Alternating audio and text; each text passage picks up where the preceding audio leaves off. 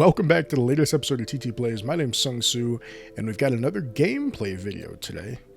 We're going to have a Wind Crux Lorraine that kind of looks like Wind Allies sometimes, going against a Water mid-range Tony deck. So before we dive too far into this, I hate doing this, but I appreciate any likes and subs.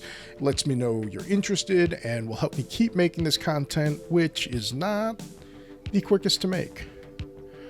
Alright, we start off with Wind, we pass it right over to Spirit of Water. Water starts us off.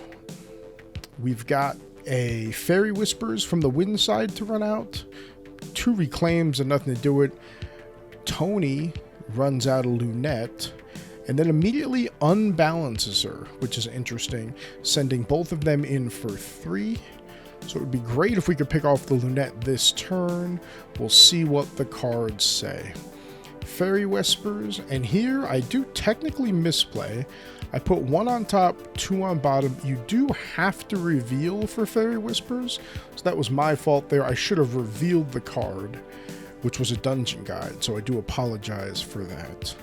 Alright, we go up to level 1 Lorraine, and we pick off the Lunette.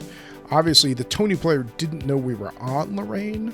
It is bold to play Lorraine into an empty board without the balance, so they go ahead and level up to Tony. There's some taunt going on, which obviously does a good job slowing and neutering the level 2 Lorraine plays. Lurking comes over for 2. They think for a little bit, but they end up shipping it back over to us. So going to level 2 isn't super tempting because we'll just soak into Tony. So we grab a GCR, graph return.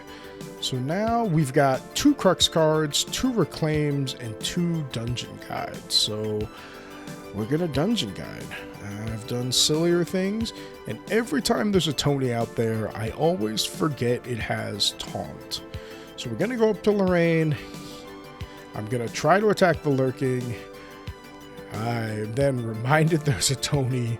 We ended up not swinging the Lorraine, which I think might have been a mistake. But I wanted to be able to swing next turn and reclaim the sword for maximum value. We could have just reclaimed the sword, but we don't have a sword anymore because it's fracturized. So now we have this wonderful Fantasia.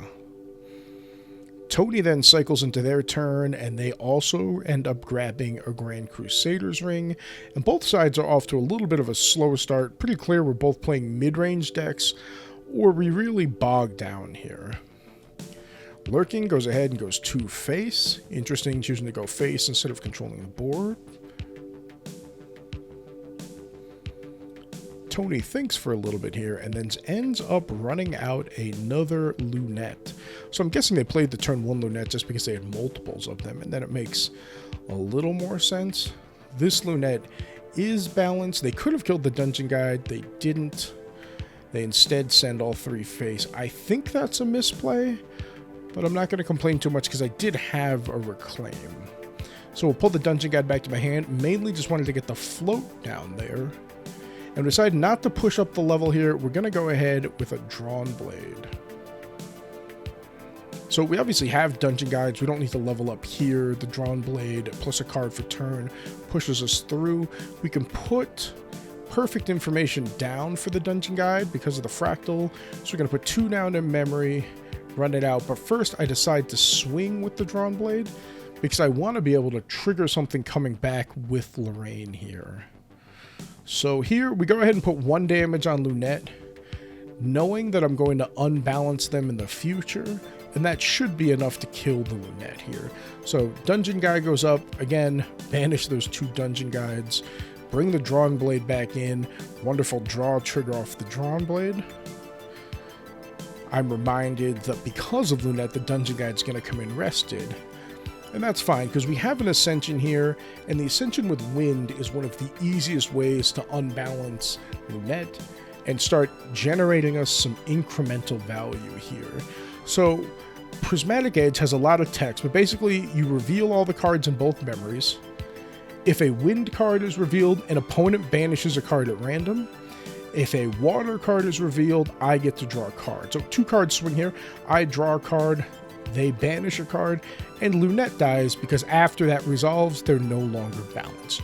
You have to resolve everything relating to the Prismatic Edge before you gain priority again. So basically you can respond to the trigger, but you can't respond to any of the activations during the trigger once it's going. Either that discard, the damage if there's a fire, or the card draw from this wind. We go ahead and ship it over to the Tony player, keeping some interaction up in our hand here. They choose to level up to attack Tony, level 2 Tony. Lurking swings over for 2, and then it's a big ol' heavy swing coming in for 6, 7, 8, 9 because of the level up. So a lot of level pressure being exerted. I feel pretty good in terms of controlling the game though. I think the damage should settle down now, and my card advantage should be enough to kind of bring me home. They pass the turn, and I hold priority at the end of their main phase, allowing me to Zephyr. So the Prismatic Edge is going to come back into play during their end phase. Similar effect here. They're going to banish a card. I'm going to draw a card. I have that Ghost of Pendragon down, so I don't want to grab anything that could possibly banish it. There's also a Banner Knight down there. Since we have really good cards right now, I'm just going to grab a Safeguard Amulet. Mainly, I just wanted something free to materialize that I could put away with the Ghost. During Recollect, we run out one more Ascension, just kind of really driving it home, the advantage that we have here. We'll go to main phase, and let's start us off with the Ghost. At least I think we grab a Ghost. If I was playing this, I'd grab a Ghost. Oh no, I do have a Crux'ite. Let's Crux'ite instead. Oh, that's great commentary right there. So we're going to Crux'ite, grabbing back the Ascension. This really allows us to keep the pressure on Tony here. They're down to basically one card now. We've ripped a ton of cards away from them at this stage. A couple different options now. Ghost seems pretty good though. Tucking that Pendant. Alright, so now we just have a huge card advantage. Tony should only be able to present one thing a turn. So us clearing the board, we feel pretty good here. We have a favorable wins in our hands, so we go ahead, play it a little conservative. I don't want them removing my Ghost, so we're just going to ship it back over to Tony at this stage. Tony materializes a Bulwark Sword in an attempt to continue applying pressure, which makes sense, right? The biggest thing they have going for them is the life total right now. They ship 3 more into us, pushing us to 22. 22 to 2 for the life totals. Tony only has 2 total influence though, and we just have all the influence and tempo in the world on the Crux side of the board. So we grab a Sword of Adversity. It just gives us a little bit of flexibility in case we draw another Spirit Blade here.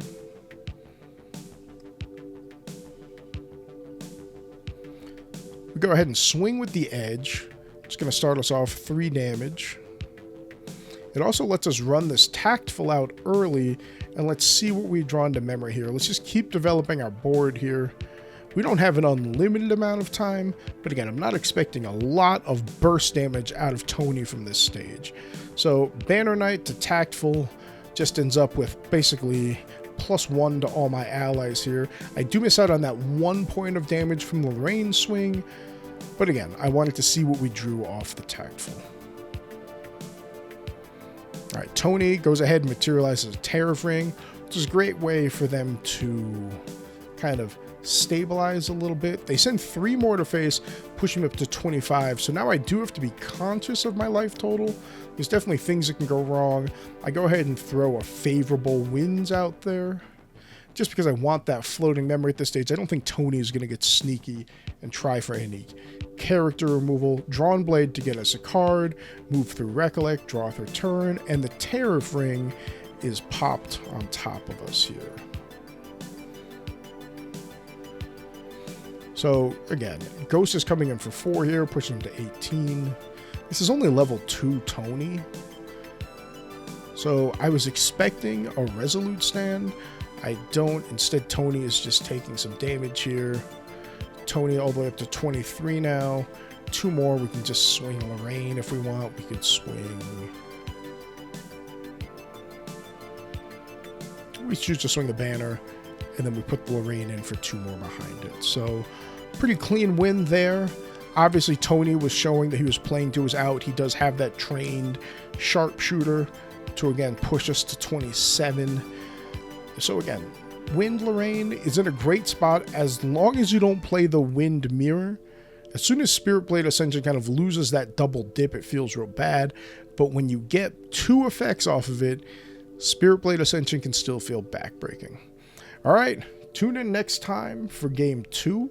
See if Tony can bounce back after sideboarding. Best way to know when game 2 is out, of course, to subscribe. And until next time, everyone, cheers and happy gaming.